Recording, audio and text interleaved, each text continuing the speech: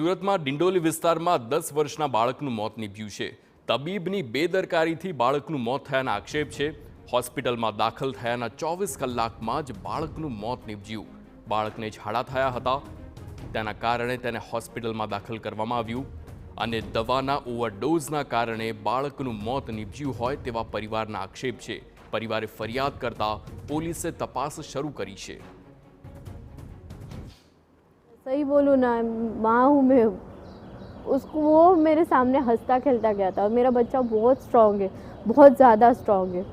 वो हमेशा बोलता है मम्मी मैं वो कोई भी चीज़ के लिए ना डरता नहीं है, कुछ भी नहीं करता, पर वो इतनी सी चीज़ नॉर्मल चीज़ है सर, वो बाहर का भी ज़्यादा नहीं खाएगा, घर का ही खाएगा। उसको खाने का भी था, खीर खानी थी तो बोलता है मेरा पेट का प्रॉब्लम है इसलिए खीर नहीं बना ना, रात को मैं खीर खाऊंगा, डॉक्टर के पास जाके आता हूँ, ऐसा बोला था। तो मैं कैसे मानूं कि मेरा बच्चा चला गया।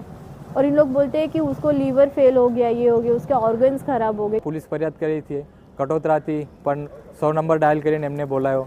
હું જે વિસ્તારમાં રહું છું સણિયામાં, આ વિસ્તાર ડિંડોલી પોલીસ સ્ટેશન પડે, ત્યાંથી પણ ડિંડોલીથી એક ટીમ મંગાવીને એફઆરઆઈ કરાવી ત્યાં પંચનામા કરવા અને અમે મારા બાળકને લઈને હવે સિમિર હોસ્પિટલ પીએમ માટે અહીંયા આવ્યા છે।